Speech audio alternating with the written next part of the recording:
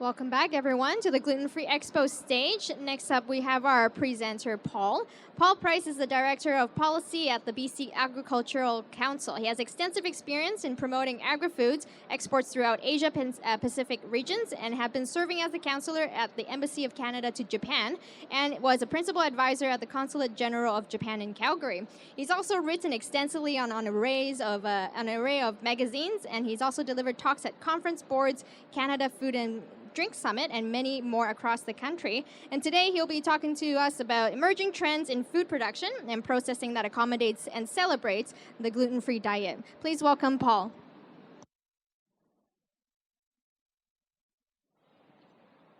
Well, thank you so much for the introduction, and thank you all for joining. Hopefully you all had a good lunch. And so I'm going to talk to you a little bit today about emerging international trends when it comes to gluten-free foods and markets, as well as maybe some opportunities to promote any gluten-free product that you may have developed. Maybe you own a company yourself, or maybe you have an idea for a gluten-free product that has some promise, some capacity to meet a need within the market. So first off, maybe to give you a little bit of an idea of where I'm coming from, what informs my perspective, I'll tell you a little bit about me.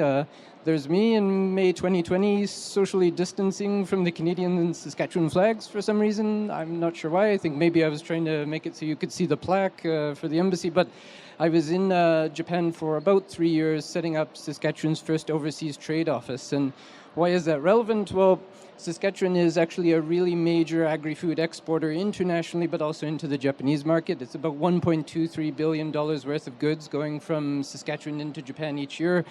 Close to $700 million worth of that is canola, but also you might not know, Saskatchewan accounts for 51% of the world's total production of lentils. And so there was a bit of efforts in my work to try and promote plant-based diets, lentils, peas, those kinds of pulse crops into the Japanese market.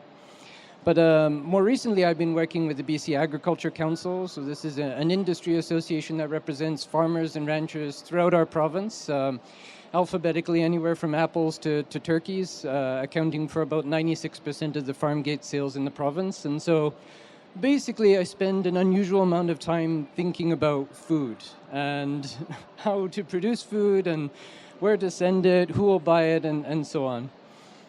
So when it comes to gluten-free products, what do I see? I see tremendous growth potential. The estimated global market value for gluten-free last year was about $6.4 billion US, but estimates have it growing to $13.7 billion US by 2030, so more than doubling the global market.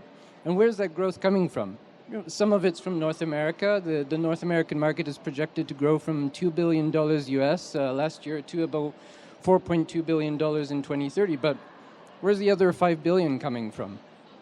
And potentially that's going to be coming from the Asia-Pacific region specifically. There's a lot of research that's been put out there in the past suggesting that celiac disease, gluten intolerances, and so on are maybe genetically influenced. That's tied more to Caucasians from North America, but it may also be just that there's a lack of cultural awareness in other parts of the world about celiac disease and gluten intolerance. An example, in Japan, about 2/3 of the population is lactose intolerant, but a lot of my Japanese friends will have ice cream, and I'd ask them, why? Why do you do it? And they're like, well, with every high comes a low, right? So I have a great high. Ice cream is amazing.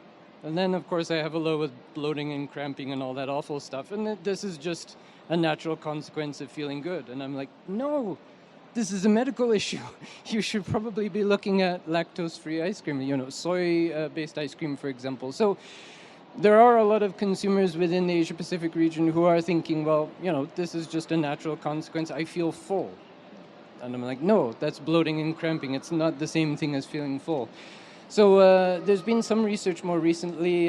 66 studies were surveyed, for example, between 1991 and 2018, and found that there was a celiac disease prevalence among children that kind of matched the 1.4% that you find with serology testing in North America. Kind of similar rate among adults. But then interestingly, the most common reason someone was hospitalized in the Asia-Pacific region for anaphylaxis was wheat allergy.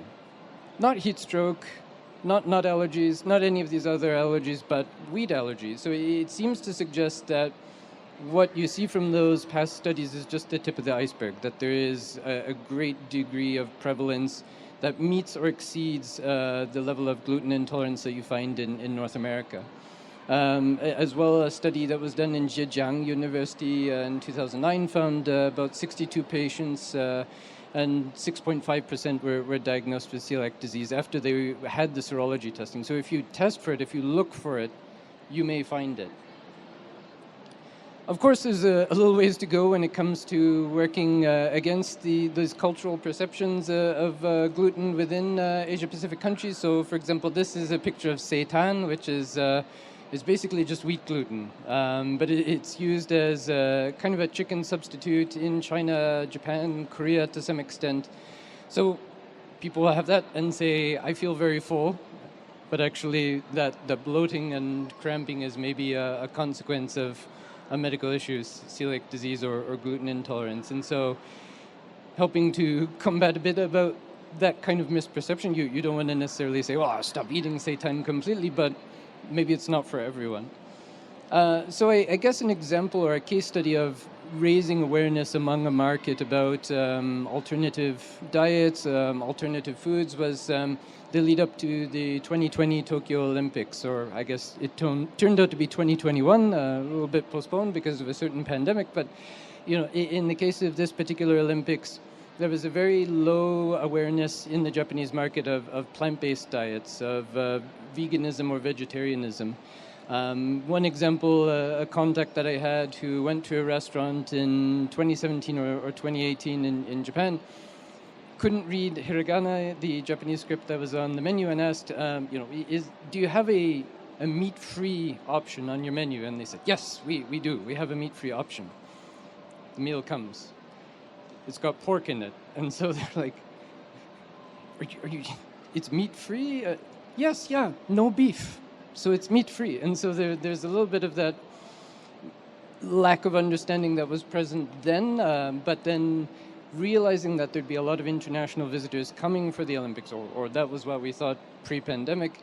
A lot of restaurants, a lot of grocery stores started to look into adopting more plant-based diets, more vegetarian options, more vegan options, because, well, we're going to have people from abroad and this is what foreigners eat and so on. But by having that access to some of these healthy, nutritious, high-quality options, local consumers started to develop an interest. And so now it's quite common to have meat-free Fridays, for example, in Japan. So there's a huge uptick just because the availability of the option is there. It raises the awareness because a person's curiosity is piqued when they see something on the shelf, something on the menu, and say, well, why don't I give it a try? And that momentum will hopefully build in 2025. Japan will also host the World Expo in Osaka. And so one of the ideas around that as well is to really place plant-based foods and vegan options, vegetarian options front and center because of environmental considerations in that case of, maybe this is a more sustainable lifestyle to rely less on meat. So the momentum was built just from that original impetus of how do we create more options for tourists coming with the Olympics? And so I think that's maybe one of the interesting ways of introducing these alternative diets, not in a preaching standpoint of saying, well, historically in Japan during the Middle Ages, there was a lot of veganism or vegetarianism, sort of Buddhist beliefs about killing animals for consumption and so on. But coming in when saying, well, this is your history is patronizing. It can come across as a bit racist and so on. Instead of doing that, preaching, look at your own history type of option, instead saying, well, here's what the foreign consumer is going to want when they come with the Olympics and so on. So it's, I guess, one example of how to go about marketing an alternative diet in a new market.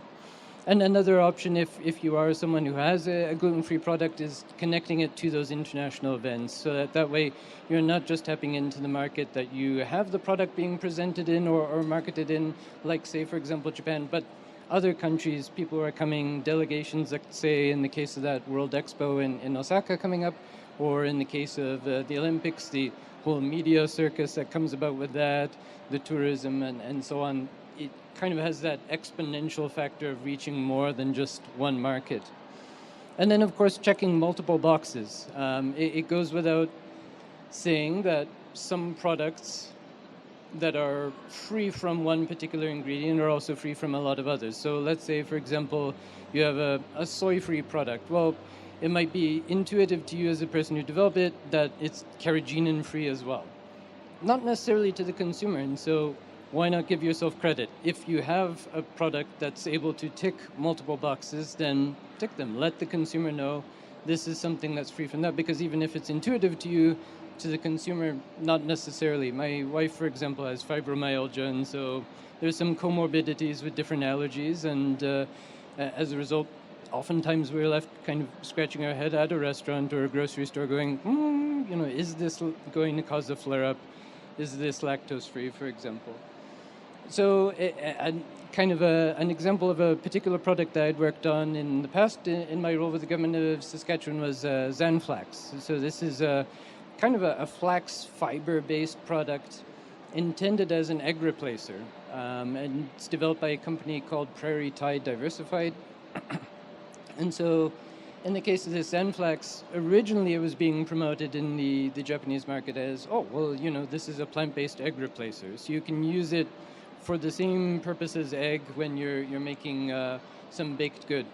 But it just also happens to be gluten-free as well. And so being able to say, well, this ticks multiple boxes, it certainly wound up increasing a lot of the interest from different companies that were interested in using it as an ingredient in some of their products, that, wow, now we can satisfy multiple sort of niche consumer bases, not just the people who want to have kind of a vegan or vegetarian lifestyle, but also someone who maybe has a gluten intolerance or celiac disease.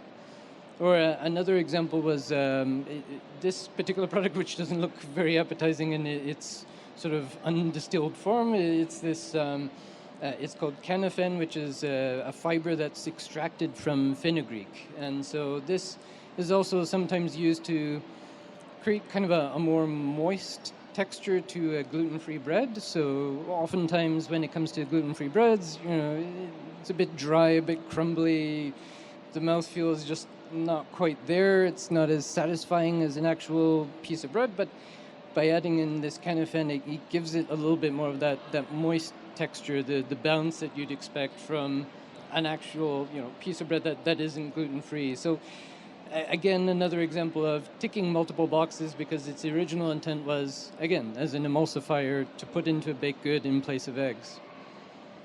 But we're quite far behind when it comes to the development of some of these gluten-free options in Canada, where what I was just talking about, Zanflax, canafen, those are ingredients, something someone else can use in a packaged product, or something that you could use in your own baked goods.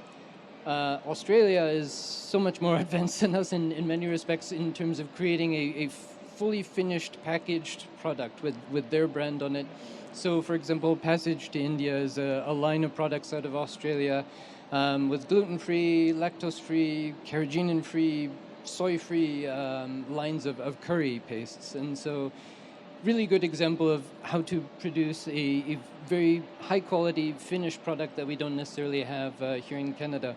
And maybe one of the great benefits to having that huge explosion of awareness about gluten-free and gluten intolerance within the Asia-Pacific region is more brain power. So now we have more brain power being directed towards coming up with innovative solutions to some of these dietary needs, where maybe we aren't able to come up with the finished product in our own sense in Canada, but maybe someone will have an ingenious idea on the best gluten-free bread you've ever tasted out of some lab in China, or a company in Japan, or a factory in Korea, for example.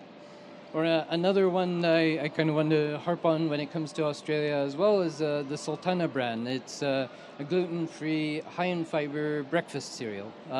Again, finished product, not something that we really are able to compete on currently in Canada, unless we really apply a lot more brain power to these problems.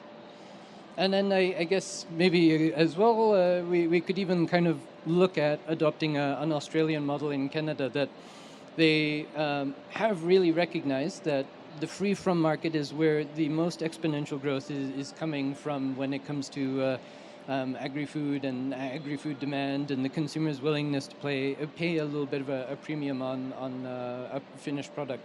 So the free-from market in Australia is estimated to be $7.7 billion US. So that on its own is already bigger than the global gluten-free market. But free-from, of course, is not just gluten-free. That's soy-free, lactose-free, carrageenan-free, something that ticks at least one of those boxes, if not multiple.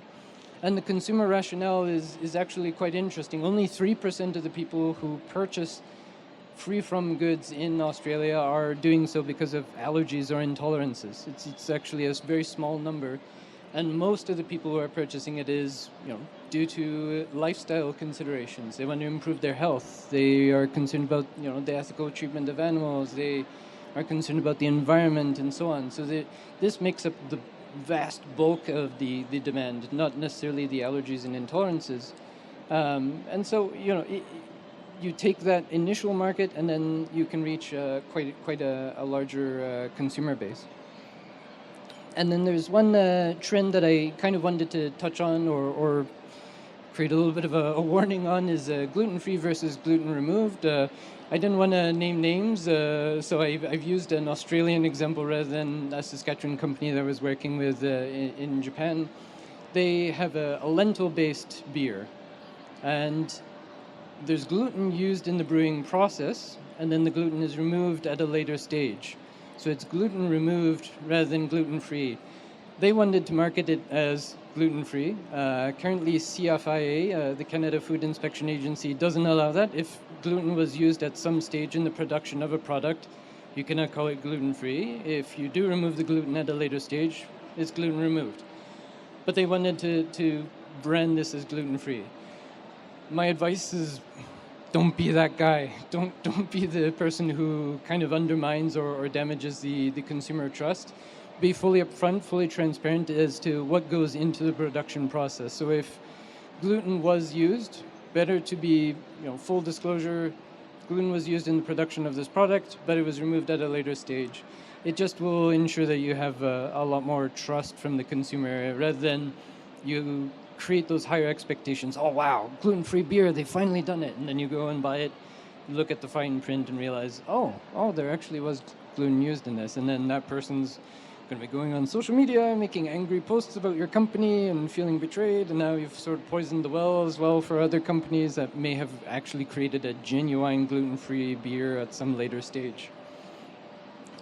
So I guess for those who may have a product in mind when it comes to gluten-free products, or you have an idea that you've been developing, one option is to approach Trade and Invest BC. So this is a government agency in British Columbia which has trade offices throughout the Asia-Pacific region and other parts of the world, and they have local staff there, a little bit like my old job with Saskatchewan, who can find the consumers for your product, find someone who's able to kind of import it into that new market, and hopefully that helps your company grow and helps people have more options available to them when it comes to a gluten-free need or preference in their consumption habits. And then there's also a federal government agency as well, Canada's Trade Commissioner Service. They have a little bit of a wider reach than Trade and Invest BC, but I sometimes find that they're a little focused on Ontario and Quebec and sometimes forget about us folks out west. But Trade Commissioner Service is also a good option if you want to reach other markets beyond those that Trade and Invest BC is able to reach. So hopefully this was a little bit of an interesting overview or presentation, and I'm happy to take any questions from the audience at this time. Thank you so much. Thank you so much, Paul. So lots of interesting facts and trends and all the information. We certainly live in a world where everyone's more cautious of what they put into their body now. So it's nice that you got these labels on everything. So thank you so much. We're opening the floor up for any questions for Paul. Any takers? Yeah, we got a question here. Hello, Paul. I've been involved in this space A few years ago, I worked very closely with Global Affairs Canada, and started off being involved in the organic food space. And then someone said there's a word called nutraceuticals. I said, you mean pharmaceuticals? They said, no, nutraceuticals. I didn't know.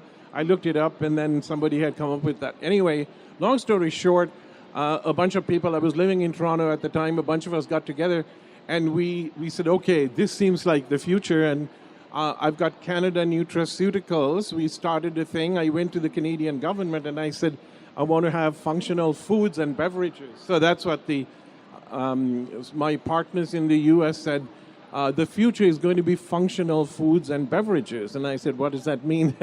So I had to look it up. And long story short, fast forward to 2022 or 2020 or so, people said, well, COVID and all the stuff that was happening in the last 3 years, they said, what happened to Canada Nutraceuticals? I said, well, it's sitting there. There's no interest.